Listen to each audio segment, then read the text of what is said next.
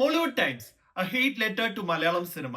അതാണ് സിനിമയുടെ tag line. Mukundan Unni അസോസിയേറ്റ്സിന് ശേഷം അഭിനവ് സുന്ദർ നായകിന്റെ സെക്കൻഡ് ഡയറക്ടോറിയൽ. എന്റെ ഒരു ഫേവറേറ്റ് മൂവിയാണ് മുകുന്ദൻ ഉണ്ണി അസോസിയേറ്റ്സ്. ഒരുപാട് എൻജോയ് ചെയ്ത് ഞാൻ കണ്ട പടം. റിപ്പീറ്റ് വാച്ച് വാല്യൂ ഉള്ള ഒരു പടം കൂടിയാണ് എന്നെ സംബന്ധിച്ച്. ഒരു നാർസിസ്റ്റിക് ആയിട്ടുള്ള ഒരു മനുഷ്യൻ സക്സസിലേക്ക് എത്തുന്ന കഥ പറയുന്ന ചിത്രം. ഡാർക്ക് കോമഡിയാണ് പടം. എല്ലാവർക്കും വർക്ക് ആവില്ല. It's not everyone's cup of tea. Mollywood ടൈംസിനായിട്ട് ഞാൻ ക്വൈറ്റ് എക്സൈറ്റഡ് ആയിരുന്നു.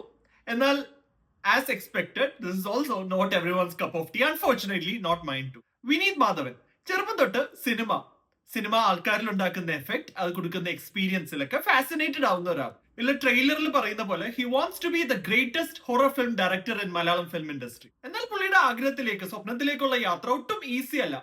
He gets so many road blocks on the way. Cinema ഇൻഡസ്ട്രിക്ക് അകത്തുള്ള ഒരു രീതികൾ, പൊളിറ്റിക്സ്, കോമ്പറ്റീഷൻ, ഈഗോ ബാറ്റിൽസ്, നമ്മൾ മെയിൻറ്റെയിൻ ചെയ്യേണ്ട ഒരു ഡെക്കറും, ഓരോരുത്തരുമായിട്ട് നമ്മൾ കീപ്പ് ചെയ്യേണ്ട ഒരു ഡൈനാമിക്സ് ഉണ്ടല്ലോ, അതൊക്കെയാണ് സിനിമ മെയിൻ ആയിട്ട് ചർച്ച ചെയ്യുന്നത്. കുറെയൊക്കെ ഡയറക്ടറിന്റെയും കോ റൈറ്റേഴ്സിന്റെയും എക്സ്പീരിയൻസസിൽ നിന്നും കൂടെ ഉള്ളതാണ് ഈ കഥ. മലയാളം ഇൻഡസ്ട്രിയുടെയോ ഏതൊരു ഫിലിം ഇൻഡസ്ട്രിയുടെയും അകത്തേക്ക് കയറുമ്പോൾ നമ്മൾ ഫേസ് ചെയ്യുന്ന റിയാലിറ്റി, അത് ഈ പടം ഡിസ്കസ് ചെയ്യുന്നുണ്ട്. ഇതിന്റെ മേക്കിംഗ് ഒക്കെ നൈസ് ആണ്. Of course Abhinav Sundar Nayak is A very capable director.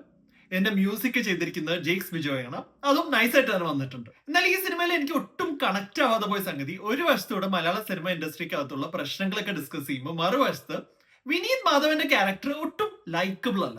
He's not just passionate about cinema, but he's obsessed about cinema. ഒപ്പത്തിന് നല്ല രീതിയിൽ നാർസിസം, ഞാൻ എന്റെ ഒരു വശത്തൂടെ പുള്ളിയുടെ പാഷൻ അല്ലെ ഒബ്സഷൻ പുള്ളി അൺഅപ്പോളജറ്റിക് ആയിട്ട് ഫോളോ ചെയ്യാണ് എന്ന് നമ്മളെ കാണിക്കാൻ ശ്രമിക്കുമ്പോഴും ഒട്ടും നമുക്ക് ഈ പുള്ളിയായിട്ട് ഇമോഷണലി കണക്ട് ആവുന്നില്ല.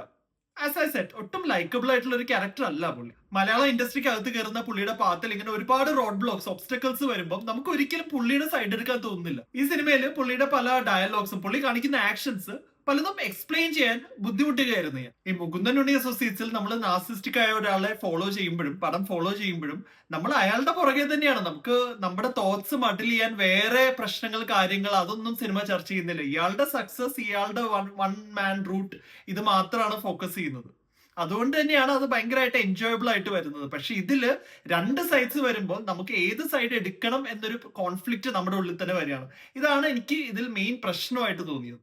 Kind of I was very distracted. Also, movie is quite long. Almost 2 hours 40 minutes ഉണ്ട് ഈ മൂവി.